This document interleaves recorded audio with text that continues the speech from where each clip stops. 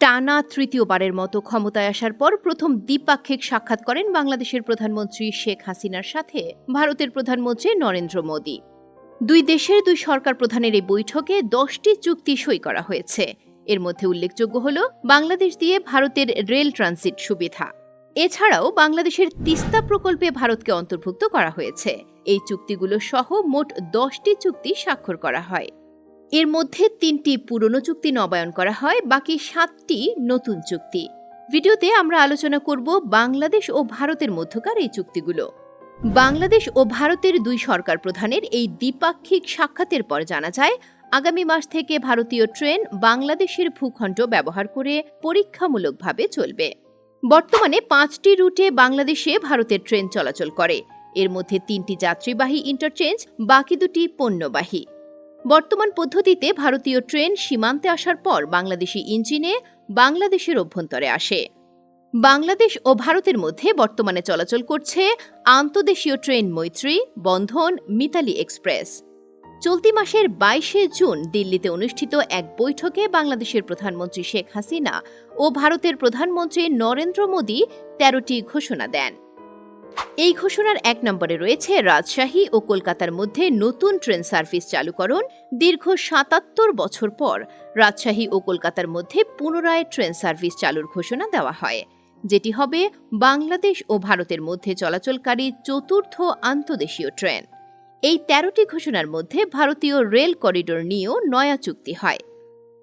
ভারতের সঙ্গে এই চুক্তির ফলে ভারতের মাটি ব্যবহার করে বাংলাদেশ রেলপথে নেপালে পণ্য ও যাত্রী পরিবহন করতে পারবে।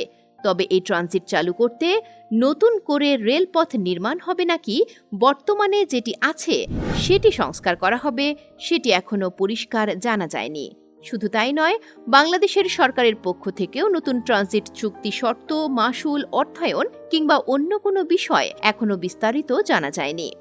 এছাড়া এই চুক্তির গুরুত্বপূর্ণ দিকগুলো হচ্ছে বাংলাদেশের ভূমি ব্যবহার করে ভারতের কলকাতা থেকে 7 সিস্টার্স খ্যাত 7 রাজ্যের 12টি রুটে পণ্য ও যাত্রী চলাচলের সুবিধা।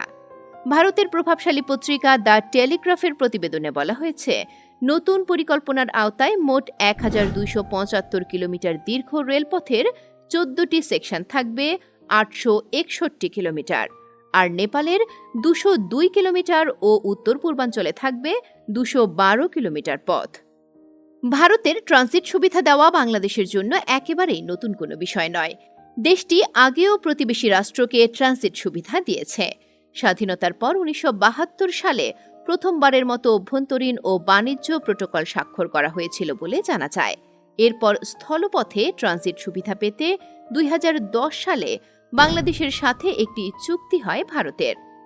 বাংলাদেশ ভারতকে এই ট্রানজিট সুবিধা প্রদানের ফলে বাংলাদেশ আদৌ কোনো সুবিধা পাবে কিনা তা এখনও দৃশ্যমান নয়।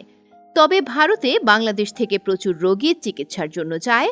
ভারত বাংলাদেশের জন্য ই-মেডিকেল ভিসা চালু করার ঘোষণা দিয়েছে। সেই সাথে উত্তর পশ্চিমাঞ্চলে মানুষের সুবিধার্থে রংপুরে একটি নতুন সহকারী হাইকমিশন খোলার উদ্যোগ নেওয়া হয়েছে। তবে এত কিছুর পরেও ধারণা করা হচ্ছে ভারত একতরফাভাবে বাংলাদেশ থেকে সুবিধা ভোগ করছে।